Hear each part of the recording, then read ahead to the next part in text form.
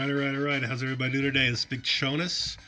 Thank you very much for joining me today. Remember, you guys can find me on Twitter. I am at Big Chonis. These are all my best ideas. I take technical analysis very seriously. I'm a crypto trader, an investor, a mentor, a chart psychologist. Please do your own research. I'm also a featured contributor of Bitcoin Live platform. Very honored to be part of that group there. And remember, guys, if you like this content, please give me a thumbs up on my Twitter page and my YouTube page here. And let's get going with this Bitcoin price action that we're seeing here as we're mired in this $3,600 range. One more time here. And what we're looking at here is just a continuation of this bearishness that we were unable to hold our 4K region. We got up to, what did we get up to? $4,400 here. And that for now has marked our bounce that we were able to have when we actually got to our current lows of 2018 intraday around 3460 area here. So now what's happening here is we had our dead cat bounce, brought us from $1,000 move, right, from 3400 all the way up to 4400, and we've given up so much of that back here, basically putting in not quite lower lows on the intraday, but if I go to my daily, we can clearly see that yesterday's candle close was our most bearish and put us with a closing low officially of 2018 here. So here we go. I'm on my daily chart here, and we can see we are still holding an intraday higher low, but our close yesterday and our follow-up on today's candle is looking like we could actually breach that and potentially be putting in lower lows. Now we can clearly see here that today's candle, listen, we have like 7 hours left, so there's still a lot of time for the bulls to make this candle look a lot better than it currently is, because right now we have this long upper wick here, as any profits that were able to be taken when we were up to about 38.50 here were surely done as such. I'm going to bring in a couple indicators here. First, I want to start with my volume profile here, and we can see the volume profile pretty consistent, on the past several days here. We had our really high volume, bear break candles here. We had a little bit of our buying action here on our dead cat bounce. And now we can clearly see a very consistency in our candle volume formations as we're going lower here. So we're putting in similar volume profile bars, and we're putting in lower lows in the price of Bitcoin. So for now, the bears clearly are having, the say in this, as we have this declining wedge, still being put into play here. Now, yes, there are some bullish signs potentially here and there, but listen, I just don't want to talk of many bullish scenarios, frankly, until we can get our price action above $4,000. It's kind of irrelevant to do so, because we have this support here, these two candles here, where we broke intraday below 4K, but we were just able to hold almost to 4K. And now that we've broken 4K, it's such a resistance area right now. There was a hope that we could have a dead cat bounce that could potentially bring us back over 5K, right? That was short-lived, and now we're basically seeing that for me, anything under 4K, it's just noise here. It's just noise, because we can see how strong now that 4K area, consistently, and is going to be acting as that resistance area. It's just consistent in that fact there. So until we break above 4K, I'm very reluctant to put in any kind of bullish scenarios here. Let's look at our other indicators here. And this is a big one for me. Our RSI, daily RSI here. We wanted to hold above 30. I cannot stress how getting a daily RSI above 30 and maintaining that, how important that is for the chance of continued bullish momentum. We could basically see here that we're having the hardest time, Bitcoin is, being able to hold this 30 area, because if we break that, if we show 30 as a strong resistance, that just basically shows that the bears are in full control here. And because we're below 30, RSI, relative strength index, we're not seeing that relative strength that we want to see to denote any kind of bullish momentum, bullish expansion. Okay, and that's important to know that because I can't be bullish with a daily RSI under 30. I just can't be. Now it's good that we were able to get above the depths here of our single digits, our teens here, of our unprecedented bearishness on our RSI last week. Because we've been able to range our RSI much higher. Remember, we were at 10, we were at 9. Okay, now we're at 28. But our price action, we're only like, what, $100, $150 from our low here. So this is scary to me because we've been able to reset our RSI and we're almost the same price action we were when we were down here in our RSI, which allows a much more steeper RSI decline potential, even still putting in a higher low on our RSI, but being able to put in much lower lows in our price action there. Look at our MACD here. Now we broke bullish, right? A little bull cross here, all right. But this is so weak here. We wanted this thing to scream up. We're so weak here. And we see that our histograms here are just very weak here. We were climbing the mountain. We were able to get above our positive line. And frankly, we're putting in a similar histogram profile here, here, and here. We wanted this kind of histogram, these kind of bullish momentum histograms here. So our MACD, though trending higher, is still quite bearish. And we see that along with our stochastic RSI, which is just doing a clean, very clean rollover here. Now, this is what's scary again with our stochastic, is we've been able to do a full reset here. We were here, and now we're here, and the price action is only about $150 off. But we've been able to come up completely here on our stochastic, which tells me we can go all the way back down by putting in much lower significant bearish price candles here, and that's notable. Talk of money flow, lower lows, basically unable to hold this area here. Extremely weak, not able to get into our zero line. And we know that historically speaking here, once we break through these areas of support, we can get significantly lower in our chalk and money flow. So anything, this move here that's been able to bring us, a little bit higher, has now allowed for more bearish running room. You can see that here in our OBV oscillator, how when we were able to climb back up, we just put in the little bits of mountains here as we were trying to see some loading in Bitcoin. And we've given all that back, and we're still mired in this zero line here as well. All right, I'm going to bring in a couple more indicators here. I'm going to bring in, where are we here? So I'm going to bring in my EMA 12. I'm going to bring in my EMA 55, and I'm going to bring in my EMA 26. So these are my EMAs I like to use. Now note how on the daily EMA 12, we just could not get above it. You see here where it rejected and you try to push higher. We see here wick, and that's just mired us down here. So I don't even want to talk about hitting other areas of resistance, the mid 4,000s, potentially up to 5K, if we can't get the price of Bitcoin above our EMA 12 to begin with, right? And currently that's right at $4,000 and falling along with our price action. Now our daily Bollingers, okay, they're still kind of wide. We note our lower BB at 3150 area here, kind of that next area of potential support if we break bearish continuing 3150. We do see the past couple times here we were able to break through our lower BB, but because we're actually a little bit wider here, we can actually see maybe this could actually add as support this time around. Note our middle BB at 4200, upper BB at 5200 and falling. I want to bring in my TD sequential.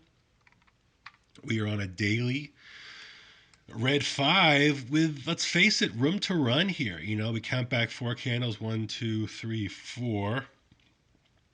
And as long as we keep closing below $3,800, $3,900 area, 37, we get a few more days before that becomes our low. We have running room. We have bearish running room, and that's notable on our TD count on our daily, and we can even go up to our weekly and see something similar. that we are also on a red 4. So we have weekly red 4, we have daily red 5, and all that signalizes that we could be in for several more days and several more weeks of this bearishness. Also, what's just crazy to me is that our weekly Bollinger Band, the price is still not able to get back inside of it.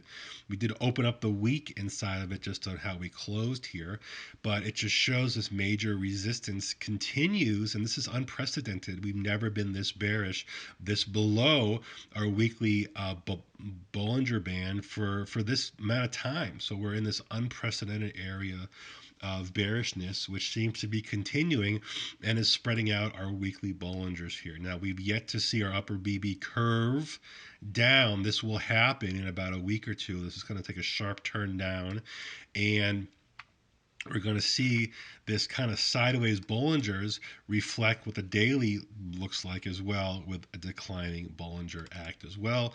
Noticing our weekly our weekly RSI. Now, we had found support initially when we touched our 30 area here. Intra-week, we were actually lower before we were able to pull up a little bit higher. And now we have room to roll down again because it looks like we're about to retest that 30 area once again on our weekly. Now, to be in a weekly 30 is, again, unprecedented bearishness. And historically speaking, we've been down lower. I know on my Bitstamp chart, let me pull up my Bitstamp here. Nope, this one here. Nope, that's Tether. Where am I Bitstamp? There we go.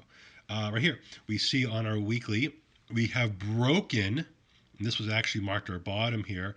Our weekly RSI brought us to 27. Now, our weekly RSI at 27, okay, that marked the bottom. That marked the 2015 bottom there. And we see we're currently at 30. So if we got down to an area similarly to where we had found our previous bottom in 2015 around this 27 area, that would be interesting to see. Maybe that could mark another bottom similar to where we are here. Note our weekly stochastic. I've been watching this for quite a while here. Let's bring it up. Okay, the last two times we've bottomed bearishly, we've gotten both of our indicators in our lower range here, in our lower range box here, here.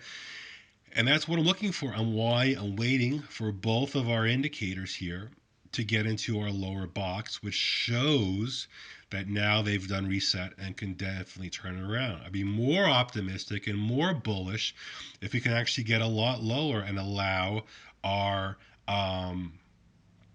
our are both of indicators here zeroing out, almost pancaking out, and seeing we can get this bottoming, because that would tell me that we're definitely getting very closer to that kind of situation there. So that's what we're watching for. Longer term time frames have given more accuracy, okay, to what we're seeing in Bitcoin. The shorter term time frames are not giving us the kind of information we want, where our daily RSI is kind of irrelevant. I'm going to a higher time frame to use it to get a more of a sense of when we can actually find our bottom. Our MACD on our weekly looks terrible. Big rejection here, expanding bearish histograms, nothing to really hold on to that. Our weekly squeeze momentum looks terrible. It had a chance, right, to go positive, and now it looks like we're just screaming lower once again, building more bearishness into that. I want to bring up briefly our longs and our shorts here. We're watching. Okay, so people are talking about this short squeeze. I'm not seeing it yet. I don't think we're high enough. I think we want to get much higher in our shorts here. I have a lovely circle there. I want to get much higher in our shorts. I want to retest our upper channel resistance here. I want to get into our all-time high zone, okay, which is where we were back in April when we had our short squeeze. Okay, we're not there yet. We're not high enough. We're pretty high, and you can see today's price action, we're actually building on that, but we're really not there yet, and we want to see this get higher before I have a feeling and a sense that maybe, yes, maybe our shorts are out of whack, are too high, are too cocky. Okay, and remember, a good short squeeze can push a lot of money into the market, where shorts are a force to cover. They have to buy Bitcoin. That could push momentum into the market. We're not high enough yet, and frankly, I think our longs are a little too high still, and these can go a lot lower. Looking for longs to go lower, looking for shorts to go higher. Neither one, in my opinion, is overly bought or too much in that extreme. And that's something I'm going to be keeping an eye on to see if we get too high here, if we get too low here. That could be an area where we're better oversold or overbought. Let's go back to Bitcoin here. We go to a 15-minute time frame. Take a look here at what our current price action is. Kind of clean up a little bit here. Go to my TD. Now look at on our low time frames. Even a break of our Bollingers, okay, can induce some buying pressure. We broke pretty bearishly on our Bollingers. Came right back up there. Let me clean this up here. Let me get rid of my Bollinger here. And actually, yeah, it makes sense. Let's go to our daily here. I'm gonna pull up auto. Going to pull up my VPVR, and we talk a lot about gaps, whether it be price gaps or volume gaps, and we're watching to see how this gap in our VPVR volume profile is going to be playing out. There we go. Okay, so what we have here, beautiful. So right now we are finding our support in this volume bar. If this breaks, this break will literally bring us down to about 3K. This is a window of limited price action. Let's call it from $3,600 to a little bit below the $3,000 area. So we're finding that confluence is holding our support because of there's a decent amount of volume here, but now we lose that and we can just fall right through until our next area, major support, which is our 3K area. And listen, we can find support there. We can have a good bounce. I don't want to start talking about lower areas, which I think are definitely possible. A Bitcoin price of sub 2K, 1500, 1300. Absolutely, it's possible, but I don't want to start talking about that until we actually get down to our 3K area and we see how the market responds to that area. Be a lot of buyers, okay, are waiting in this 3K area based on this previous history of support, rejection, rejection, rejection, bullish breakthrough, back test of support held. Look at that, right around 3K there. So there's a narrative to be establishing that 3K can be a good positive area to find support. We're not there yet, but boy, it looks like we could be drifting down there. And all I have to look at is, man, if we cannot get above my EMA 12 here, on the daily, then I don't see how a bullish sense of value that we are finding an area here of market value has shown to be a good entry right now for Bitcoin in terms of a long. There's been good scalps, okay, along the way. We've seen that in short-term time frames here. There's been good buying opportunities. As long as these are scalps, these aren't long-term longs and shorts. You're scaling in, you're scaling out, you're taking profit along the way. And because of that, we keep putting in lower lows because the bulls are not able to build on any kind of this profit momentum, right? We get a bullish push followed by profit taking. That puts in a lower low volume profile.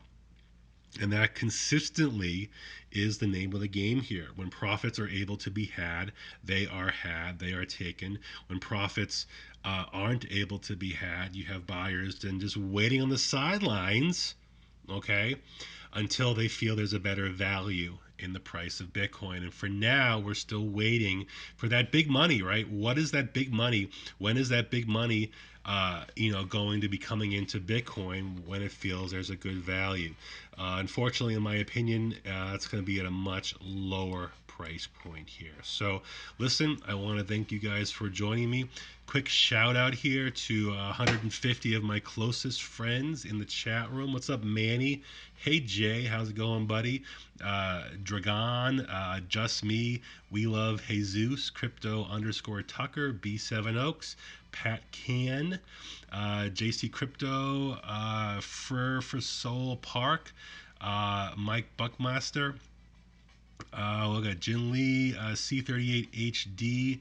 Hello, Muhammad. Timur, Oli Wooster. What's up, Jasper? How's it going, guys? Happy you guys had there. Thank you for 151 of my closest friends. Please give me a thumbs up here if you like my content. Remember to follow me on Twitter as well. And guys, stay safe out there, okay? Don't be fooled by these quick volume spikes. We're in a low volume environment here, okay? We're in a low volume environment. What's up, Paul? Hey, Luca. And because of this low volume environment, we are basically seeing quick manipulation, quick move can happen. You know, a whale wants to do this, a whale wants to do that. We're seeing liquidations of the shorts and the longs on both ends of the spectrum. You know, these stop loss hunter candles, we go low, we go high. These things continuously allow us to basically get kind of screwed on either direction if you're not doing these quick moves and following that specifically. We can see the bearishness in Bitcoin is also having a bigger effect on the alt markets as well. Obviously, we have Ethereum. Okay, we have Ethereum sub 100 now. We're at 95 and falling. And listen, I put a tweet out about this. Our next area of support on Ethereum is around 75. And then after that, it goes down to 50.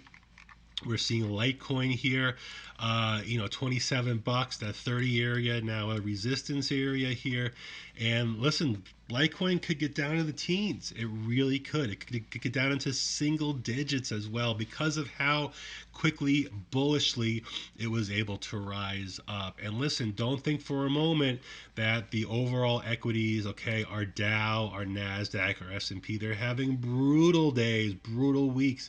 And this is bad for crypto because this is not an area here where people are going to be, taking money out of blue chip stocks and putting them into altcoins and crypto. They're taking them out of those stocks and they're looking for, that kind of more safe havens. And right now it's not crypto. So as the overall stock market is having trouble and on the verge, on the cusp, I don't want to say verge, on the cusp of potentially a major bear market, that is continuing to put downward pressure on all asset classes, just across the board. Nothing is really safe. Even if you're seeing bullish divergence in some altcoins, if Bitcoin drops further, your USD price is going to drop further as well. So there's really no safe havens. If Bitcoin is going to keep dropping, nowhere is safe. So thank you guys for joining me. Until next time, we'll talk to you soon. It's Big Chonis signing out. Remember to follow me on Twitter. Give me some thumbs up. Give me some love. Talk to you guys soon. Peace.